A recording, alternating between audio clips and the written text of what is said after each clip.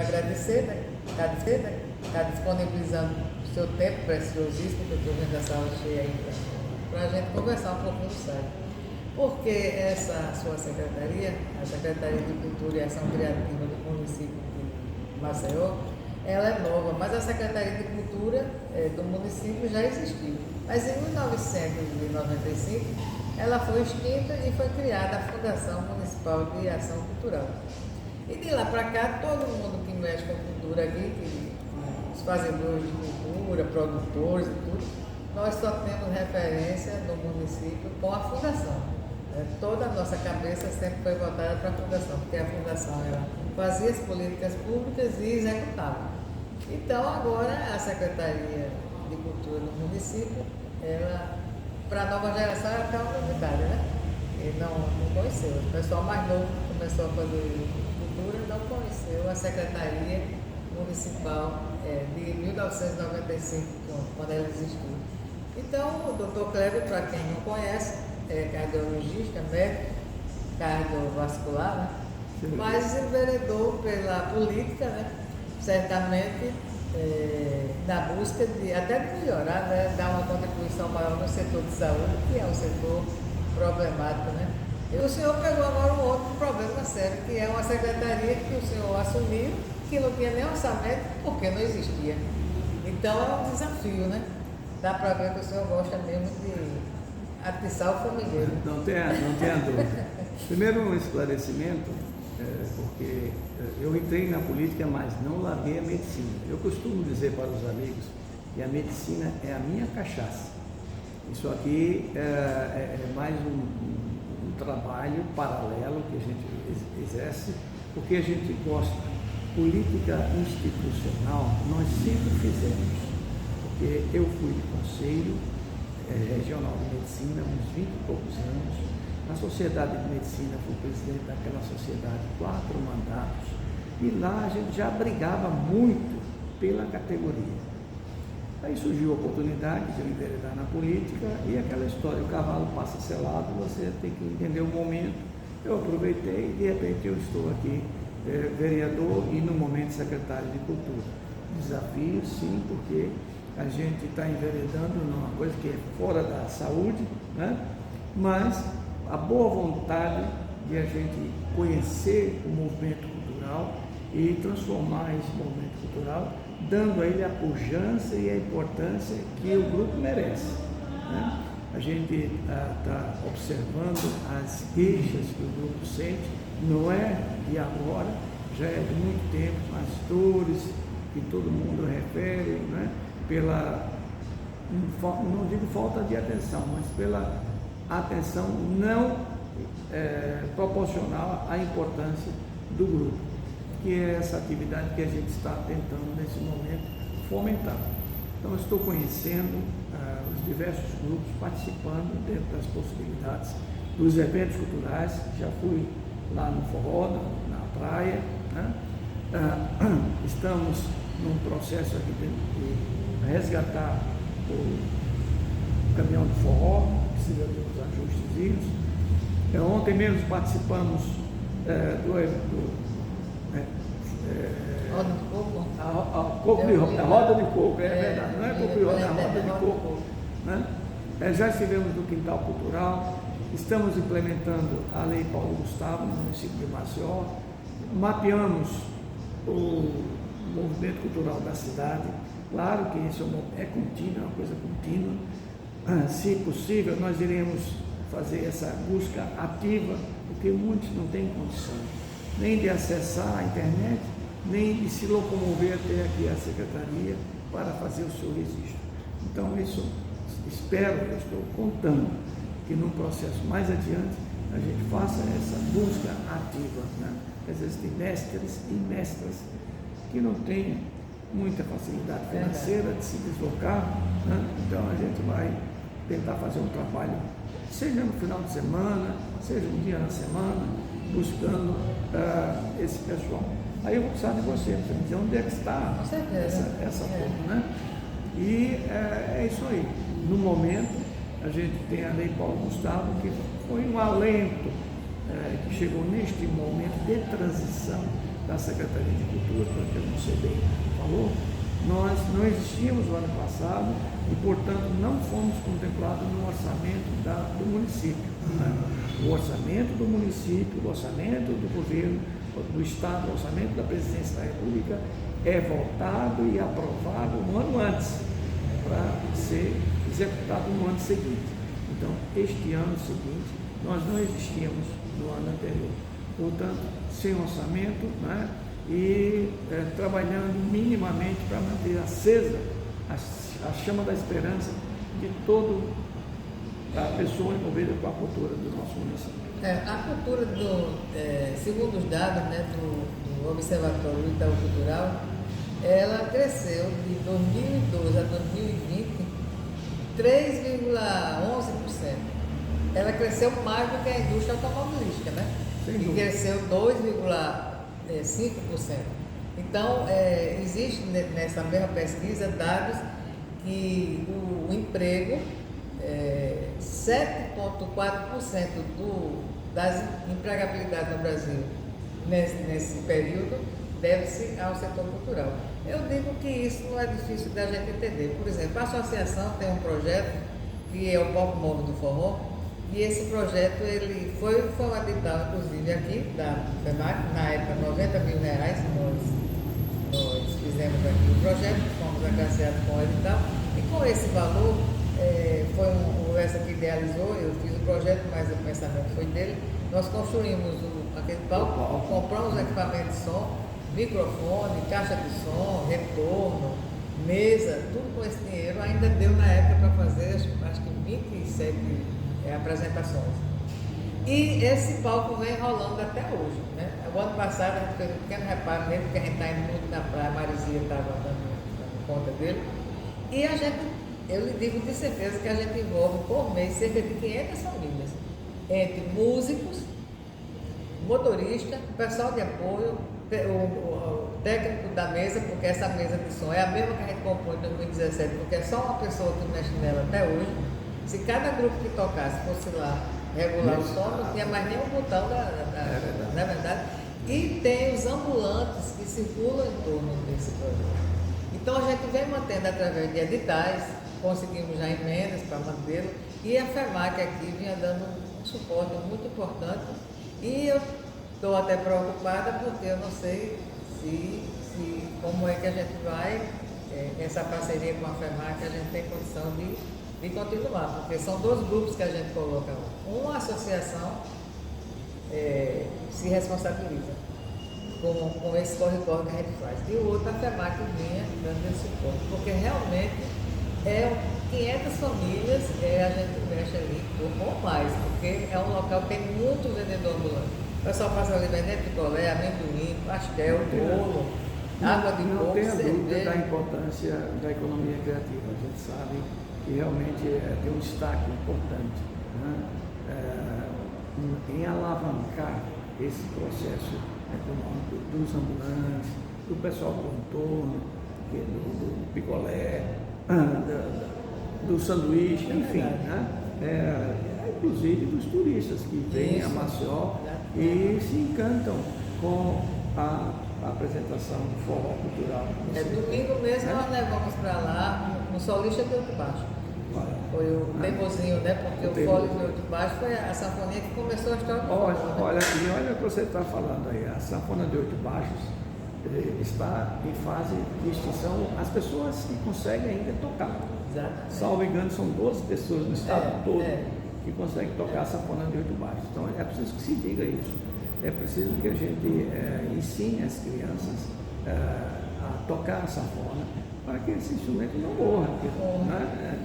Não só isso, como todo o legado cultural do estado, que é um dos estados que tem mais folguedos, a capital do Maceió, tem 29 folguedos conhecidos. Salvo engano, a segunda capital com o maior número de folguedos, pelo tamanho que vê a grandiosidade que isso representa. De folgueiros que são daqui, né? Daqui, Guerreiro, né? Do estado, não tem dúvida.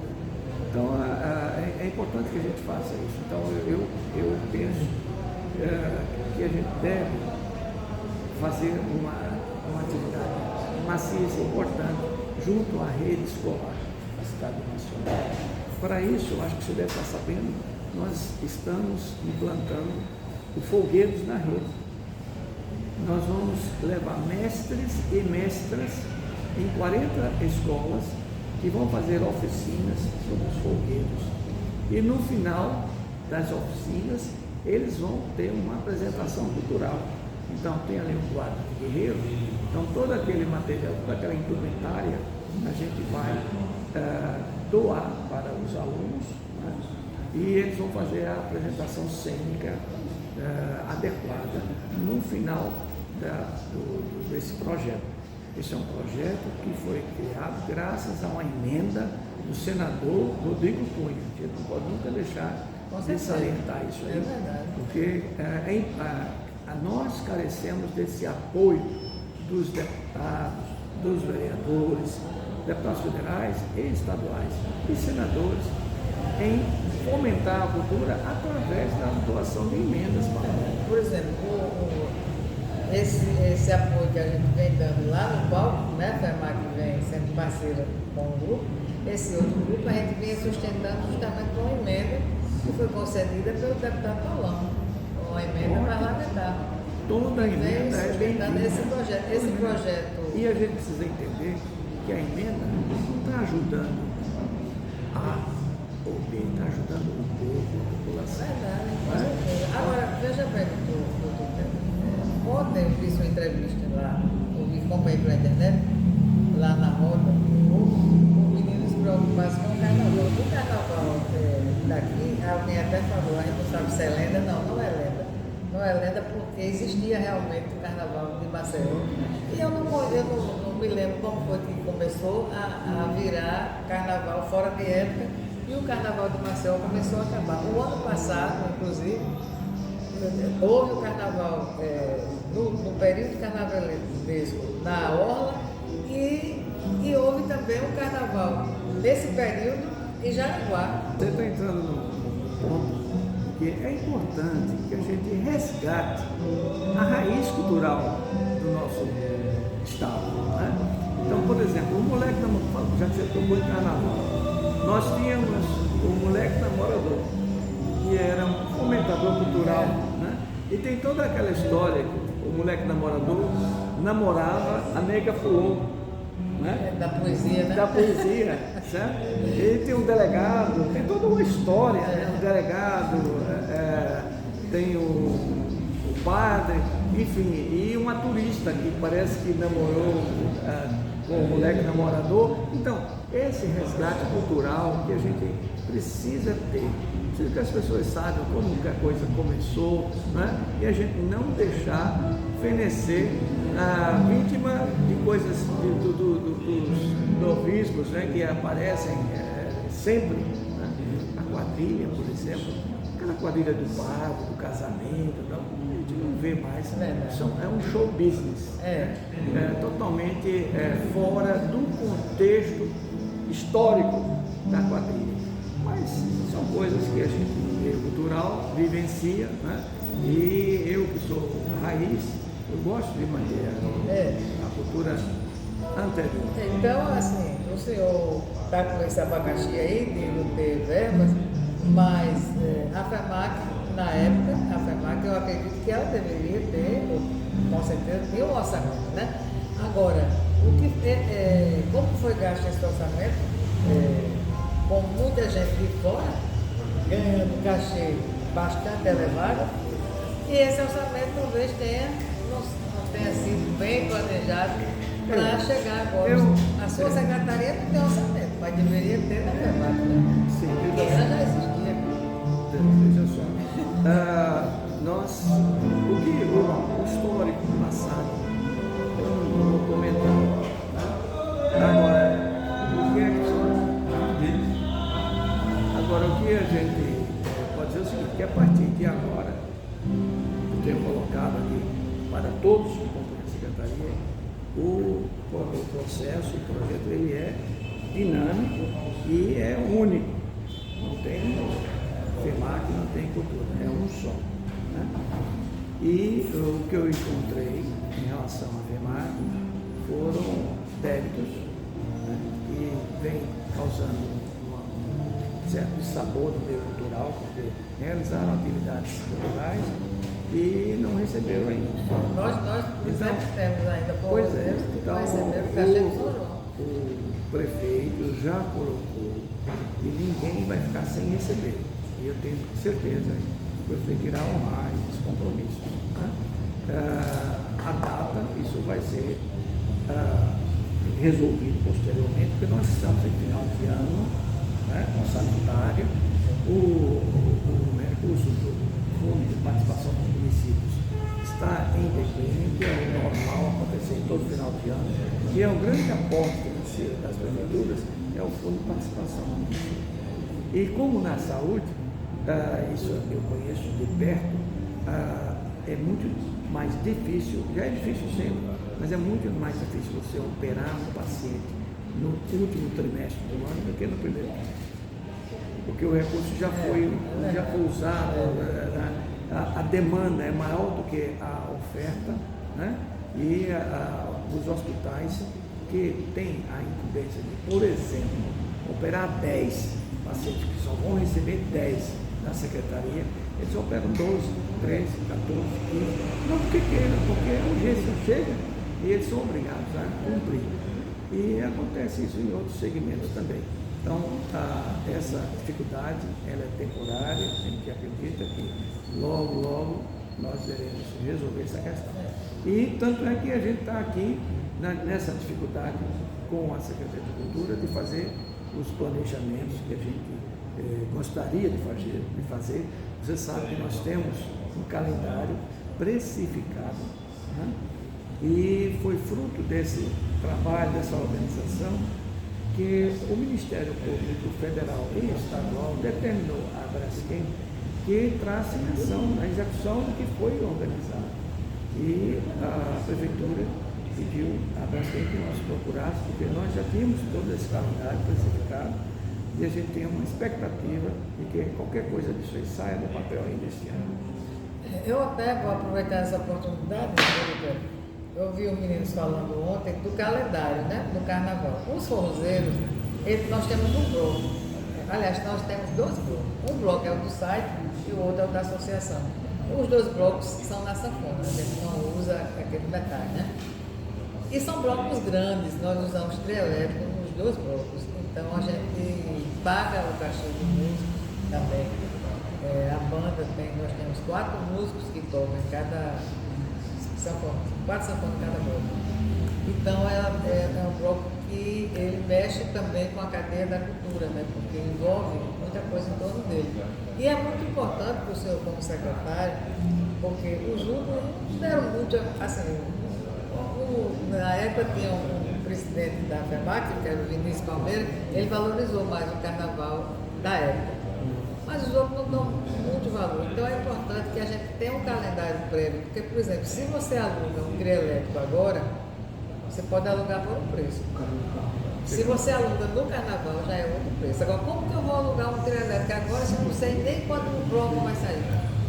Então, quando eu vou alugar o bloco, o cara diz, a pessoa empresária diz, para quando você quer? Porque ele não vai botar o trio dele à minha disposição para dizer, não, quer qualquer hora dessa. Entendi. Então, é muito Daí a importante importância do calendário para que as pessoas possam se programar. A gente possa, porque Financeiro e Recife já tem operacionalmente. calendário, Salvador já tem calendário, todo canto por aí já tem calendário do carnaval. Perfeito. A gente não tem por essa desvalorização do carnaval no período, né? Que é muito importante para poder ele dar certo, inclusive, né? Os blocos se planejarem, né? Ok. Coloque isso aí na sua agenda. Perfeito. E outra dica que eu não quero, outra dica não, tem só eu cada dica. Não, claro. Mas Dica mesmo. a cultura, segundo aí as pesquisas, né, como eu tinha falado aqui, no Brasil tem nesse período de 2010 para 2020 mais de 7 milhões de empregos relacionados à cultura. Nós aqui, nesse período, no JHC, movimentamos um valor muito alto com a cultura, muito alto. Só que não foi com músicos locais. Todo esse valor, a grande parte desse valor, não ficou no Estado. Por quê? Se chega aqui o Gustavo Lima, né, 800 milhões de reais, ele vai gastar lá mesmo. Ele vai gastar aqui, nem até ele vai pagar, porque já faz parte do pacote, a hospedagem e a alimentação, né? Então é preciso que os artistas daqui ganhem para poder esse emprego. Eu falo isso mais uma vez, voltando ao exemplo do nosso povo, né? É importante que a gente tenha o entendimento que o artista local precisa também ser valorizado. O evento com artistas nacionais, ele tem um valor intangível. Costumo usar essa palavra, porque você não consegue mensurar a importância e a visibilidade que uma atividade dessa vai trazer para o município de Maceió a nível nacional. Sai uma programação, vou a Maceió no carnaval porque vou encontrar, fulano vai cantar, vou no São João porque esse cano vai estar lá, por exemplo, aqui no outro. Existe essa importância de dar visibilidade à cidade de Maceió. Vou dar um exemplo. Maceió, no período do São João, teve mais visualização na internet do que Campina Grande e Caruaru. Visualização na internet. Então, isso já chama a atenção para a importância desses eventos culturais que foram organizados, que eu não vou entrar no mérito da questão de valores e tal, porque isso infelizmente tem um preço. Né? Agora, defendo a questão da importância disso aí para a visibilidade da cidade de Maceió. Maceió, por exemplo, antes do governo do JHC, nós não tínhamos voos da Europa para cá. Então, com essas atividades que foram criadas e essa divulgação do produto Maceió a nível nacional e internacional, nós temos hoje, salvo engano, 2 voos da Europa para Maceió. E que certamente agora nessa temporada de verão, isso vai aumentar. Porque a gente já conseguiu levar adiante a imagem de Maceió para muita gente. Então, não tem a sua importância sim. Né? Agora, é preciso também que a gente valorize o artista local na mesma importância que o artista merece. Né? Isso a gente precisa realmente. Não podemos, por exemplo, querer dar uma migalhinha para o produtor, para o artista local para se apresentar e correr o risco de dizer, não, você não vai se apresentar mais não, porque houve aqui, não saiu pagamento, isso jamais aconteceria numa atividade de nível nacional. Né? Então, isso é o que eu defendo. É importante que o artista local seja dada a ele a mesma atenção na produção que se dá ao artista de nível nacional e internacional. Isso é importante, isso é fundamental. Pelo menos nesse setor, ele seja valorizado tão quanto um artista nacional. É verdade. O senhor atende tão bem a gente que a gente fica até com receio de magoar, né? E a entrevista aqui não foi para isso. Mas eu discordo um pouco do que o senhor está dizendo, porque, veja bem, eu inclusive ano passado lhe mostrei o palco grande, onde vieram as grandes estrelas, todo em neon. O senhor viu o nosso palcozinho lá, o nosso coreto, que não tinha nem uma bandeirinha, só teve umas tendas, porque o edital permitiu que a gente mexesse, ao invés de a gente ter dinheiro, era para pagar assistente de som, mas a gente botamos lá 3 tendas por cada chuva. Então, é uma coisa assim, muito simples, que mostra, assim, digamos assim, um olhar diferenciado, né? Porque quando eu olho uma coisa que eu valorizo, né? A gente dá uma atenção maior quando a gente valoriza qualquer coisa, né? Até uma caneta, né? A caneta Bic, se você ganha de uma pessoa que você considera, você não quer perder aquela caneta, não pela caneta, mas pelo carinho que a pessoa lhe deu aquele presente. Então, é um olhar assim que uma hora, se o senhor. Quando eu conversei com o senhor assumiu aqui a pasta, eu acho que eu fui uma das poucas pessoas que vem aqui conosco. Quando o senhor disse que queria, não, que já era uma crítica que ele fazia, né? Que é a questão do corporativismo que existe não só na medicina, em todo o país. Esse cara não é cantor, não é tocar nem um pandeiro, não toca nem um recorrente, o que diabo ele vai fazer aí como secretário, né? Mas eu discordo totalmente desse ponto de vista, né? eu acho que tudo que você quer fazer e quer fazer, você tem condição de fazer. Quando o senhor disse que não, reconheceu que não era dessa área, mas que estava aberto, como o senhor está, tenho visto o senhor, tenho lhe acompanhado, tenho visto o senhor aí, tudo que é canto, querendo realmente, quando o senhor daqui mais uns 2 meses, o senhor vai entender de cultura, vai ter um bocado de gente que já vai, porque o senhor está inteirado na questão, né? Por exemplo, o Lessa, quando o Sandoval chamou o Lessa, vamos fundar uma associação de forrozeiro, o Lessa disse, rapaz, eu canto. Eu não sou compositor, eu não toco nada. O que é que eu vou fazer como presidente da associação? Aí o Sandoval disse, não, Lessa, você não faz nada disso, mas você conhece mais o forró, porque todo mundo aqui, porque você estuda, você pesquisa. E realmente o Lessa deu uma grande frente aí no segmento dos forrozeiros que estavam esquecidos. O forrozeiro não tocava mais aqui no estado, aqui na cidade, no Campeão. Ponto de se tornar uma referência. Não é? Então, sem tocar, sem cantar, sem então, compor. Eu disse, olha, essa foi uma referência. Esse secretário, ele vai dar certo porque ele tem a humildade de reconhecer que nós da área, mas está aberto a ouvir. Então, quando o cara chegar perto dele, contando uma história, se lamentando, ele não vai dizer, esse cara vem aqui enchendo o saco. Não, ele vai prestar atenção, porque ele vai precisar compreender, aprender e vivenciar. Então, é muito importante o artista de fora, ele dá visibilidade. Mas se o cara investir aqui no São João, trazer os artistas regionais, os artistas locais, a Ludmilla, o povo já vê ela lá em São Paulo.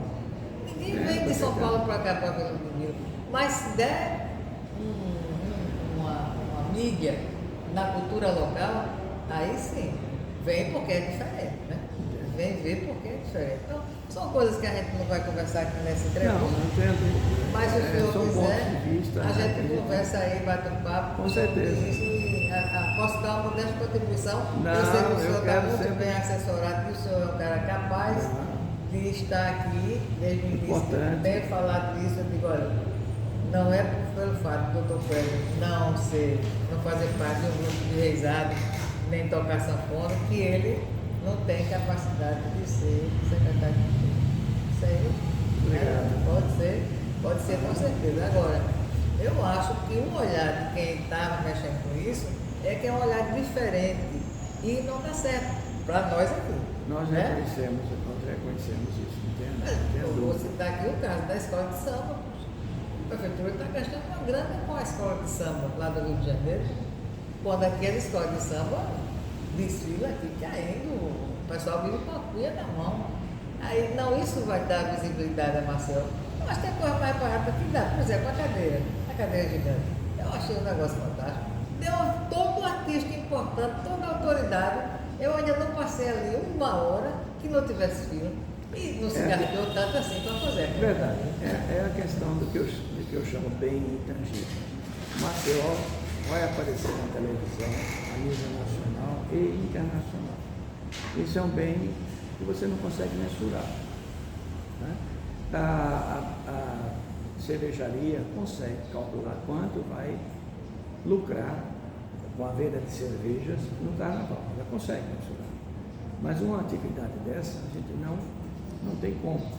O tempo de televisão que vai ser mostrado o desfile, que o Maceió vai aparecer, que as indumentárias, que as rendas, né, vão compor a indumentária, o enredo da escola de samba, tudo isso são coisas que vão enaltecer a cultura local, né, que vai dar visibilidade ao turismo de Maceió, que vai fazer com que as pessoas tenham interesse em conhecer lá o Pontal da Barra, que é o centro da cultura manual, né, do artesanato. Enfim, são essas coisas que eu costumo dizer que a gente não tem como mensurar. É um ponto de vista que a gente está aqui aberto para ouvir. Né? Se nós fôssemos fazer com artistas locais, chegará também, mas talvez não chegue na mesma velocidade com que a gente chega com o artista nacional. Porque a cultura tem essa dinâmica. Nós vamos levar um certo tempo para transformar a Maceió num polo cultural se usarmos os artistas locais. esse processo ele pode ser alavancado no começo, trazendo essa turma e depois aos pouquinhos reduzindo e quem sabe lá na frente só artistas locais. Isso é um processo. Que também não precisa Isso é um ser processo. só artistas locais, né? Você pode. Aqui já foi feito em São João, onde se tocou artistas regionais da Paraíba, de Pernambuco, que são mais baratos e mais focados no caso do São João. E não faltou gente. Estava tocado. Chegaremos lá. Chegaremos lá. Eu entendo, eu compreendo e a luta é essa. Eu quero lembrar do todo nosso forró sábado, viu? Sábado. Bota na sua agenda aí. Isso, porque ela Aqui, subiu a ladeira. Aqui eu sei, no crédito. Só vai tomar um banho. Tô sabendo. Vai tomar um banho de forró mesmo de raiz, né? Esse negócio que fala. Aproveito de convidar o pessoal, né? Isso. R$100 a mesa. R$100 a mesa. Certo? Para 4 contribuir pessoas. com o pessoal do artesanato, estarei lá. Tá? E Forró, um né? abraço no coração de cada um de vocês. Muito obrigada. E agradecer a oportunidade de bater esse papo com vocês. Isso. Forrozeiro agora, vou ficar lhe conhecendo melhor. Muito obrigada. Muito obrigada, viu, Carol?